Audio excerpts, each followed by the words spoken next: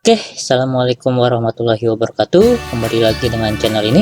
Pada video kali ini kita akan coba bahas dalam rangka persiapan menuju PTS, khususnya pada jenjang kelas 8. Oke, langsung saja kita menuju soalnya ya.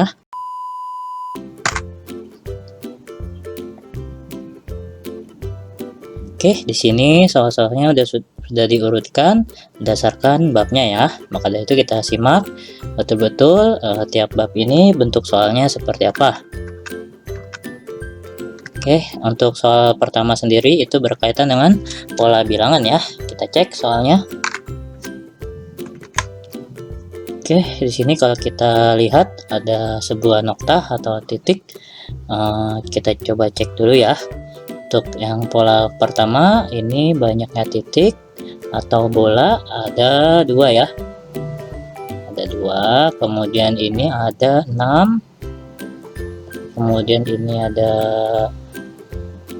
12 dan ini ada 20 ya. Nantinya kalau ketemu bentuk soal seperti ini, kita cek ya, 2 ini merupakan 1 dikali 2 ya, 1 dikali 2, dan ini merupakan pola pertamanya ya, pola pertamanya. Kemudian 6 ini merupakan pola kedua, merupakan hasil dari 2 dikali 3, dan 12 ini merupakan pola ketiga, merupakan hasil dari 3 dikali 4, dan ini merupakan pola keempat yaitu 20, merupakan hasil dari 4 dikali 5. Nah, karena yang ditanyakan adalah pola ke-8 dan setiap polanya ini merupakan pola bilangan tiap masing-masing urutan, yaitu 1, 2, 3, dan 4, dan selalu dikalikan dengan angka setelahnya. Maka dari itu ketika ditanyakan pola ke-8, itu artinya 8 dikali angka selanjutnya, angka setelah 8 yaitu 9. Berarti ketika pola ke-8 itu ada 72 bola. Yang A ya. Oke, kita langsung menuju soal nomor 2. Nah, di sini kita lihat ada sebuah barisan ya, 1 2 3 5 8 13. Nah, kalau kita cek 3 ini merupakan penjumlahan dari 2 suku sebelumnya. 1 ditambah 2 itu menghasilkan 3, kemudian 2 ditambah 3 itu menghasilkan 5. Nah, maka dari itu 3 suku berikutnya itu kita jumlahkan dulu 2 suku sebelumnya untuk menghasilkan suku selanjutnya. 8 ditambah 3 itu adalah 21 ya. Nah, kemudian 13 ditambah 21 itu adalah 34 ya, 34, dan 21 ditambah 34 itu adalah 55. Nah, berarti 3 suku berikutnya itu 21, 34, dan 55. Oke, kita next ya ke soal nomor 3. Suku ke-27 dari barisan 97, 94, 91, 88. Kita cek selisih antar sukunya apakah memiliki keteraturan. 97 ke 94 itu memiliki selisih minus 3 ya. Nah, kemudian 94 ke 91 juga punya selisih minus 3. Lalu 91 ke 88 juga punya selisih minus 3. Itu artinya selisih atau bedanya itu adalah minus 3, sementara suku pertamanya yaitu A atau U1-nya itu adalah 97. Nah, yang ditanyakan adalah suku ke-27. Berarti kita tinggal keluarkan rumus barisan aritmatikanya ya. UN sama dengan A ditambah N-1B. Nah, ditanyakan adalah suku ke-27, itu artinya N-nya 27. Nah, tinggal kita input ya. Berarti ditanyakan adalah U27. Nah, A-nya itu adalah 97 ditambah N-1. N-1 itu berarti 26 dikali minus 3. Nah, maka suku ke-27 itu adalah 97, 26 dikali minus 3 itu adalah 6 dikali minus 3 itu adalah minus 78 ya. Minus 78. Nah, sehingga hasilnya menjadi 97 dikurang 8, yaitu adalah 19. Nah, berarti saat jawabannya yang B. Oke, kita next ke soal nomor 4 ya. Jika suatu barisan memiliki rumus UN sama dengan 7N dikurang 2, maka suku ke-23 barisan tersebut adalah kita tulis dulu rumusnya ya. UN sama dengan 7N min 2. Nah, karena ditanya U23, berarti 7 dikali 23 dikurang 2. Nah, 7 dikali 23 itu adalah 161 dikurang 2, berarti hasilnya adalah 159 yang D ya. Oke, kita next ke soal nomor 5. Rumus suku ke N barisan itu ada 5, 9, 13, dan 17. Maka rumusnya yang cocok itu adalah, nah ini kan 5 itu sebagai suku ke-1 ya, ini suku ke-2, suku ke-3, dan suku ke-4. Kita coba cek aja satu persatu. Nah ini misalkan ini kita masukkan 1 dulu, apakah hasilnya nanti 5. Kita cek ya, ini 5 dikali 1 dikurang 2. Hasilnya 5 dikurang 2 yaitu 3. Nah, kurang cocok ya, karena diminta di sini suku kesatunya adalah 5. Nah, kemudian coba kita cek yang nomor yang B. Ini coba kita cek 4 dikali 1 ditambah 1. 4 dikali 1 4 ditambah 1 berarti hasilnya 5. Cocok ya. Nah, tapi kita cek dulu yang keduanya benar nggak? 4 kali 2 8 tambah 1 9. Betul ya, berarti jawabannya yang B. Oke, kita next ke soal selanjutnya. Nah, nomor 6 masih berkaitan dengan pola bilangan. Kita lihat bentuk soalnya seperti apa ya. Nah, suatu barisan aritmatika mempunyai suku ketiganya 8 dan suku ke-9 20. Beda antar suku barisan tersebut adalah, nah untuk mendapatkan beda berarti tinggal kita kurangkan saja ya.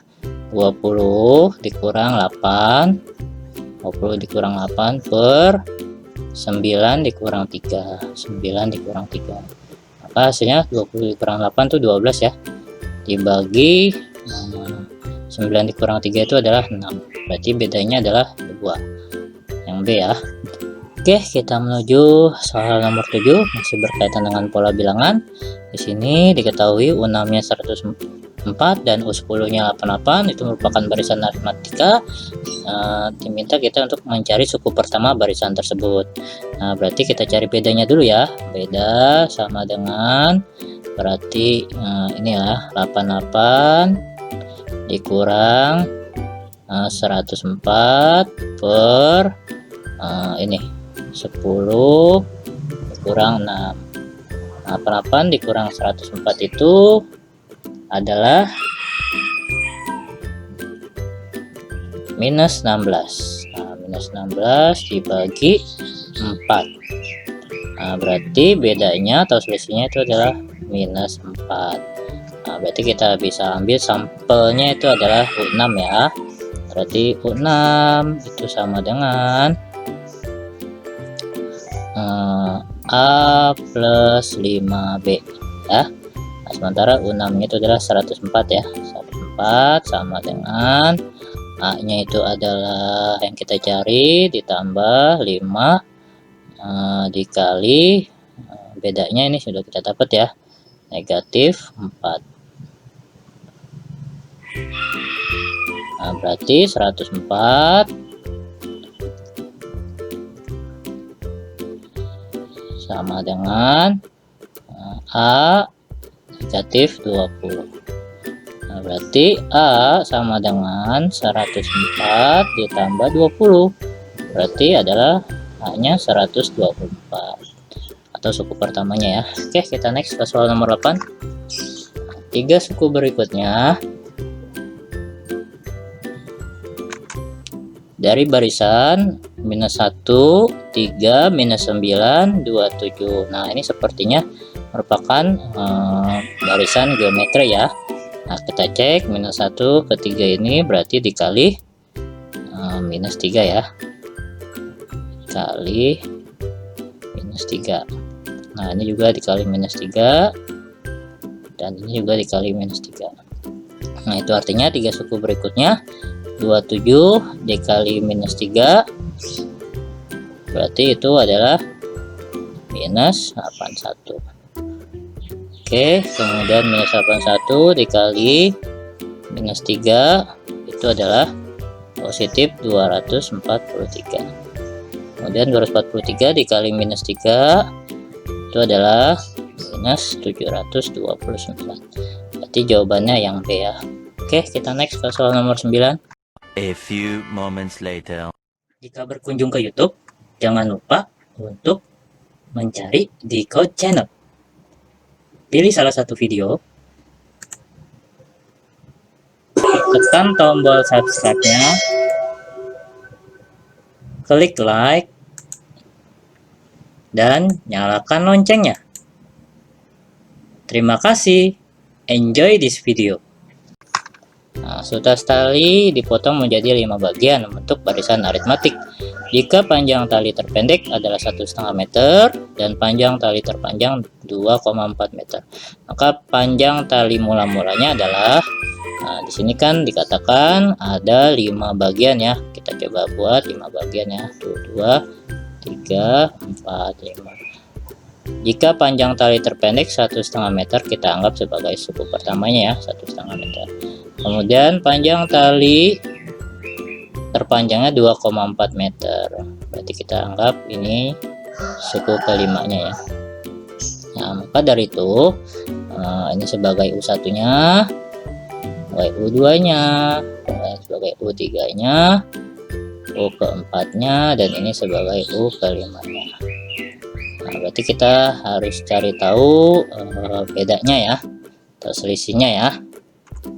Nah, sama seperti tadi ya, kita mencari beda itu berarti sama dengan sini U5 nya itu adalah 2,4, berarti 2,4 dikurang U1 nya 1,2 per 5 dikurang 1, 5 dikurang 1, 2,4 dikurang 1,2 itu adalah 1,2 ya, 1,2 per 4. Oke, 1,2 dibagi 4, 1,2 dibagi 4 itu adalah 0,3. Nah, berarti 1,2 ini kalau ditambah 0,3 itu menjadi 1,5 ya, 1,5, kemudian ditambah 0,3 menjadi 1,8 ya, 1,8. Nah, kemudian ditambah 0,3 menjadi 2,1. Dan betul ya, ditambah 0,3 hasilnya 2,4. Lalu panjang mula-mulanya akan menjadi, ini kita tambahkan saja ya, berarti 1,2 ditambah 1,5 ditambah 1,8 ditambah 2,1 ditambah 2,4, maka hasilnya itu adalah 1,2 ditambah 1,5 ditambah 1,8 ditambah 2,1 ditambah 2,4, maka hasilnya menjadi 9 meter ya. Nah, berarti jawabannya yang B. Oke, kita next ke soal nomor 10. Nah, dalam setiap 20 menit amuba membelah diri menjadi 2. 20 menit membelah diri menjadi 2. Jika mula-mula ada 50 amuba, selama 2 jam banyak amuba menjadi, kita ubah dulu 2 jam ke dalam menit ya, 2 jam ke dalam menit. 2 jam ini, 1 jam itu 60 menit ya. Nah, berarti kalau 2 jam 120 menit. 20 menit dibagi setiap 20 menit. Nah, berarti sama dengan coret-coret 12 bagi 2 itu 6. Berarti sudah amubanya sudah membelah diri sebanyak 6 kali ya. 6 kali.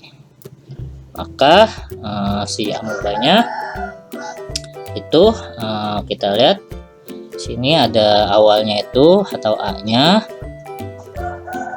itu 50 ya, 50 dikali, karena membelah diri menjadi 2 berarti 2 berpangkatkan banyaknya pembelahannya ya, berapa kali ya, 2 pangkat 6 berarti 50 dikali 2 pangkat 6 itu adalah 2 pangkat 5 itu 32 ya.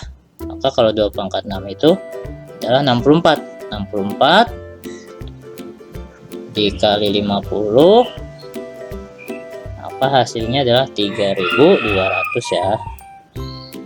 Oke, yang B. Oke, sekali lagi jika memang terasa terlalu cepat penjelasannya, silahkan diputar ulang video ini secara pelan-pelan supaya betul-betul memahami secara utuh dan komplit. Dan apabila memiliki cara dan jawaban yang berbeda, silahkan tuliskan di kolom komentar ya. Oke, kita next ke soal selanjutnya. Nah, untuk soal selanjutnya yaitu soal nomor 11, itu berkaitan dengan koordinat kartesius. Oke, kita cek ya bentuk soalnya seperti apa. Nah, di antara koordinat titik berikut yang terletak di kuadran 2 adalah, kita ingat ya bahwa koordinat itu atau sistem koordinat terbagi menjadi 4 kuadran ya. 4 kuadran, sumbu X, ini sumbu Y, ini kuadran 1, kemudian ini kuadran 2, kemudian ini kuadran 3, dan ini merupakan kuadran 4. Nah, kita lihat bahwa kuadran 2 itu, kuadran 2 ya, ciri-cirinya adalah sumbu X-nya itu berada di negatif ya, karena sumbu X itu semakin ke kiri semakin negatif ya. Berarti sumbu X-nya itu berada di negatif, sementara sumbu Y-nya itu berada di positif ya, karena letaknya ada di atas. Nah, berarti jawabannya pasti sumbu X-nya harus negatif dan sumbu Y-nya harus positif. Mana yang memungkinkan seperti ini? Itu jawabannya adalah yang C ya. Oke, kita naik ke soal nomor 12. Di antara titik berikut yang mempunyai jarak 5 satuan terhadap sumbu X adalah, nah kita cek ya, untuk opsi A titik koordinatnya adalah 3,4, berarti 3 ini artinya 3 satuan terhadap sumbu Y dan 4 satuan terhadap sumbu X, berarti bukan ya, bukan. Kemudian untuk opsi B titik koordinatnya adalah min 4,5, ini artinya 4 satuan terhadap sumbu Y dan 5 satuan terhadap sumbu X, berarti jawabannya yang B ya. Seperti itu ya kebalikannya ya. Oke, kita next ke soal nomor 13. Oke, nomor 13 kita lihat ya, di antara titik berikut yang mempunyai jarak 3 satuan terhadap sumbu Y adalah, kita cek ya, untuk opsi yang pertama itu titik koordinatnya adalah min 5,4. Artinya 5 satuan terhadap sumbu Y. Nah, sementara mintanya adalah 3 satuan terhadap sumbu Y ya, berarti ini kan 5 satuan terhadap sumbu Y dan 4 satuan terhadap sumbu X, berarti ini bukan ya. Kita cek opsi yang B, 1,-3, ini artinya 1 satuan terhadap sumbu Y, min 3 ini berarti 3 satuan terhadap sumbu X, berarti ini bukan ya. Kita cek opsi yang C. Opsi C di sini titik koordinatnya adalah min 3, min 4. Nah, ini artinya 3 satuan terhadap sumbu Y dan 4 satuan terhadap sumbu X. Sekali lagi untuk opsi yang C, min 3, min 4 itu artinya 3 satuan terhadap sumbu Y dan 4 satuan terhadap sumbu X, berarti jawabannya yang C. Cukup mudah ya.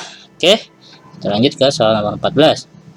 Di antara titik berikut yang tempat kedudukannya paling tinggi adalah, nah berarti di sini kita cek bagian sumbu Y-nya ya, yang paling positif atau paling besar nilainya. Nah, ini sini kita cek untuk opsi A 3,7, berarti sumbu Y-nya ada di 7. Nah, kemudian opsi B min 4,1, berarti sumbu Y-nya ada di 1. Kemudian untuk opsi C 7,-3 berarti sumbu Y-nya ada di -3, dan opsi D 8,4 berarti sumbu Y-nya ada di 4. Nah, yang paling tinggi atau yang paling besar sumbu Y-nya itu adalah yang A ya. Oke, kita next ke nomor 15. Di antara titik berikut yang tempat kedudukannya paling bawah. Nah, berarti kembali lagi kita cek bagian sumbu Y-nya ya, mana yang letaknya itu paling negatif ya.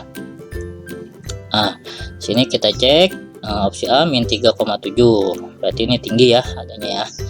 Nah, kemudian opsi B -8,3 di bawahnya opsi A berarti ya. Nah, kemudian ini opsi C 3,-4 berarti sumbu Y-nya ada di -4. Kemudian ini opsi D 2,-1 berarti sumbu Y-nya ada di -1. Berarti yang paling rendah atau paling bawah sumbu Y-nya yaitu adalah opsi C. Berarti jawabannya C ya. Oke, cukup mudah ya. Kita lanjut ke soal bagian keduanya ya.